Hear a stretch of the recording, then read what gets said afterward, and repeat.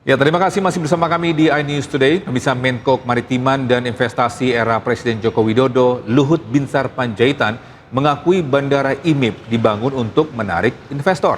Namun Presiden ke-7 RI Joko Widodo bantah telah meresmikan Bandara IMIP tersebut.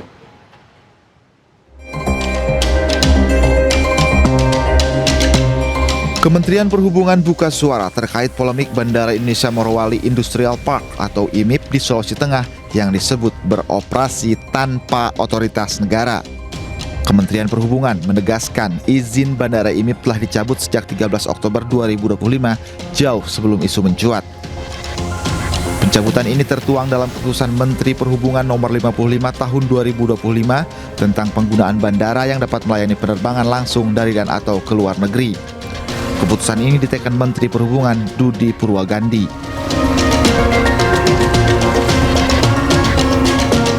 Ketua Dewan Ekonomi Nasional Luhut Binsar Panjaitan mengaku Bandara IMIP dibangun dengan campur tangan dirinya saat masih menjabat sebagai Menko Kemaritiman dan Investasi di era Presiden ke-7 Joko Widodo.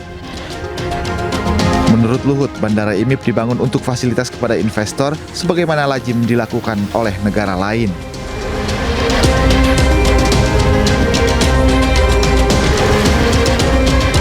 Namun, Presiden ke-7 RI Joko Widodo membantah telah meresmikan Bandara IMIP.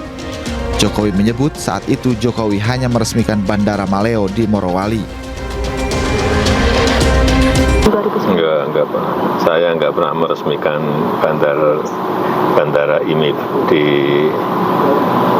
Morowali, enggak pernah. Seingat saya yang saya resmikan adalah Bandara Maleo di Morowali. Itu yang membangun pemerintah. Tahun berapa, Pak? Udah lupa.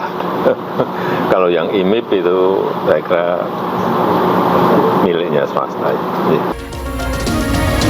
Polemik Bandara Hantu Morowali mencuat usai Menteri Pertahanan Safri Samsudin menyoroti keberadaan bandara tanpa perangkat negara termasuk petugas bea cukai. Sementara Menteri Perhubungan Dudi Purwagandi menegaskan Bandara IMIP terdaftar resmi dan memenuhi semua perizinan. Tim Liputan iNews melaporkan. Dari pengakuan salah seorang mantan pekerja di PT IMIP, terdapat ribuan pekerja asal Cina di Morowali dari level atas hingga level tukang sapu. Ya, hal ini disampaikan langsung secara eksklusif kepada Aiman Wicaksono dalam program Rakyat Bersuara. Dan TKA di sana ada berapa jumlahnya waktu Anda berada di PT IMIP? Ribuan. Ribuan. Tukang sapu misalnya? Hampir setara dengan jumlah masyarakat satu kecamatan Bahodopi. Di Morowali? Morowali, di lokasi di mana perusahaan itu berada. Jumlahnya sama seperti jumlah masyarakat di satu kecamatan di Morowali? Ribuan? Ribuan itu maksudnya di atas 5.000, di bawah 5.000? Iya, kurang lebih. 5.000? Iya, kurang lebih. Tukang sapu saya bisa ratusan misalnya? Karena gini, mereka kan itu besar sekali ya? Iya, pada waktu itu mereka tidak menggunakan, saya nggak tahu kalau sekarang pakai teknologi ya, misalnya ada teknologi, tapi pada saat itu mereka pakai tenaga manusia mungkin untuk pemberdayaan ya, agar banyak SDM yang digunakan, sehingga tukang sapunya masih, dia modelnya pakai caping terus nyapu pakai sapu-sapu besar itu, udah nyapu jalanan gitu. Jumlahnya ratusan mereka? Ratusan. Berapa digaji? Gaji mereka itu yang saya nanya ke mereka lewat penerjemah. Jadi saya minta bantuan. Anda nanya langsung nih? Iya, saya nanya, senang nggak kerja di Indonesia? Oh, dia bilang senang gitu kan. Terus kita tanya, gaji kamu berapa gitu. Gaji kita 8.000 yuan. Kali 2.000-an berarti ya? 2.000 lebih. Sekitar 16-17 juta rupiah? Ya, betul. Sempat waktu itu ramai dan kemudian ada sidak dari beberapa anggota DPR atau salah satu anggota DPR, betul ya? Iya. Tapi yang saya ingat waktu itu tidak menemukan. Ada warga negara Cina yang banyak di situ, betul? Betul. Seperti apa? Jadi polanya sebenarnya gini, kalau mau sidak itu maaf lewat udara lebih pas. Karena jalan akses darat itu ada 2 pintu gerbang. Jadi gerbang pertama itu jaraknya sekitar 500 meter ke gerbang kedua, persisnya saya. Iya kurang lebih lah gitu. itu dari gerbang pertama ketika ada informasi, ada tamu, ada kunjungan pejabat, gitu. Di dalam itu sirenenya udah bunyi. Oke, apa yang terjadi setelah itu? Disiapkan shuttle bus untuk mobilisasi para TKA-nya untuk ke lokasi yang lebih aman. Di mana? Ada di hutan.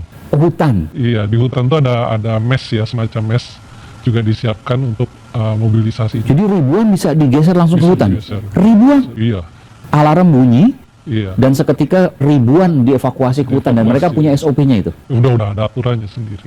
Jadi yang tertinggal di sana hanya sebagian kecil dan warga Indonesia saja? Iya, Nggak akan menemukan Iya. warga negara Cina yang akan. berlebihan? nggak akan. Anda pernah mengalami itu? Iya, pada saat di sana justru saya berapa kali Siapa yang datang waktu itu misalnya? ada Menteri Dahiri ya, Menteri Hanif Dahiri, Hanif oke. Dahiri. Menteri Tenaga Kerja waktu itu. Pernah gitu. Jadi Terus siapa lagi? siapa lagi ya? Saya juga lupa siapa aja. Anggota DPR misalnya? Anggota DPR Dede Yusuf. Sidak waktu itu, Hanif Itu Dahiri, sidak Dede dengan Yusuf, oke. Omongan Di waktu yang berbeda? berbeda. Dan tidak pernah menemukan karena ada alarm langsung lari ke hutan. Ya, kita ke informasi lainnya, pemirsa. Komisi Informasi Pusat menggelar sidang pembacaan keputusan SELA terkait sengketa informasi publik soal dokumen ijazah Presiden ke-7 RI Joko Widodo. Sidang menghadirkan pihak pemohon yang menilai adanya kendala sistem sehingga permintaan informasi mereka tidak mendapat respons dari kepolisian. 2025 dengan ini dinyatakan dibuka dan terbuka untuk umum. Komisi Informasi Pusat menggelar sidang pembacaan putusan SELA soal sengketa informasi publik soal dokumen ijazah Presiden Joko Widodo terkait permohonan dokumen ijazah Jokowi kepada Polda Metro Jaya. Sidang mengungkap adanya persoalan teknis administratif karena surat permohonan informasi yang dikirim pada akhir Agustus lalu tidak terdeteksi dalam sistem dan tidak mendapat respons dari kepolisian. Akibat miskomunikasi dan sistem yang belum optimal, pemohon membawa perkara ini ke Komisi Informasi Pusat sebagai upaya mendapatkan kepastian. Mereka menilai adanya misinformasi serta kurangnya koordinasi internal sehingga permintaan terkait dokumen ijazah Presiden tidak diproses sebagaimana mestinya. Usai putusan SELA, pemohon menyatakan akan segera mengajukan gugatan ulang. Mereka menilai masih mendapat dokumen yang harus dibuka kepada publik. Baru kita tahu situasinya ternyata memang ada miskoordinasi di kepolisian. Jadi surat kami kirim ke aplikasi PPID Polda kepolisian tidak direspon, kemudian juga ke surat ke Mabes Polri juga tidak respon. Itu baru diketahui pada sidang 2 minggu lalu.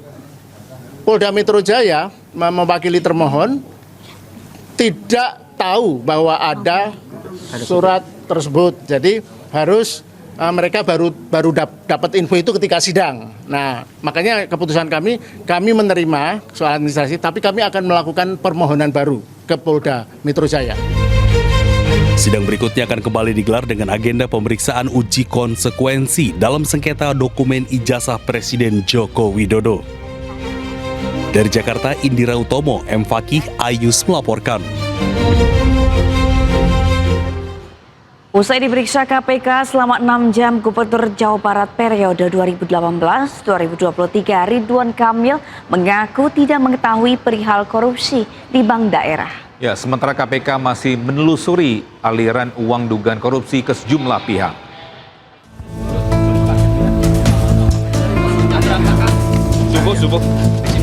Setelah drama percintaannya dengan Lisa Mariana usai, kini mantan Gubernur Jawa Barat Ridwan Kamil harus kembali berurusan dengan KPK. Selasa siang, Komisi Anti Rasuah memanggil RK untuk diperiksa sebagai saksi dalam kasus dugaan korupsi di bank daerah. Mengenakan batik biru, RK tiba sekitar pukul 10 dan selesai diperiksa 6 jam kemudian. Seusai diperiksa kepada awak media, RK justru mengaku sama sekali tidak mengetahui permasalahan dugaan korupsi di tubuh bank daerah yang menyeret namanya. Karena dalam tupoksi gubernur, aksi korporasi dari BUMD ini itu adalah dilakukan oleh teknis mereka sendiri. Gubernur hanya mengetahui aksi korporasi BUMD ini kalau dilaporkan. Sementara itu, juru bicara KPK Budi Prasetyo mengatakan KPK tidak asal memanggil saksi, namun berdasarkan bukti termasuk penelusuran aliran uang. Dari dana non-budgeter yang berasal dari pengadaan belanja iklan di BJB itu, ya, sebagian untuk belanja iklan, sebagian menjadi dana non-budgeter di Polsek BJB yang kemudian dikelola. Dalam prosesnya, KPK melakukan follow the money, mengikuti aliran dari uang atau dana non-budgeter tersebut, ya. Uang ini mengalirnya kepada siapa saja, untuk apa saja, begitu ya. Tentu sudah ada ya bukti-bukti ya, misalnya transfer atau. Kasus berawal dari proyek pembuatan iklan bank daerah periode tahun 2021 hingga 2023. Uang senilai 409 miliar pun digelontorkan. Belakangan diketahui penunjukan agensi melanggar ketentuan pengadaan barang dan jasa. KPK akhirnya menetapkan 5 orang tersangka. Kelimanya diduga meminta imbalan atau kickback dari para agensi. Akibat perbuatan curang mereka, negara merugi hingga 222 miliar rupiah. Namun hingga kini, kelimanya masih melenggang bebas. Tim Liputan iNews melaporkan.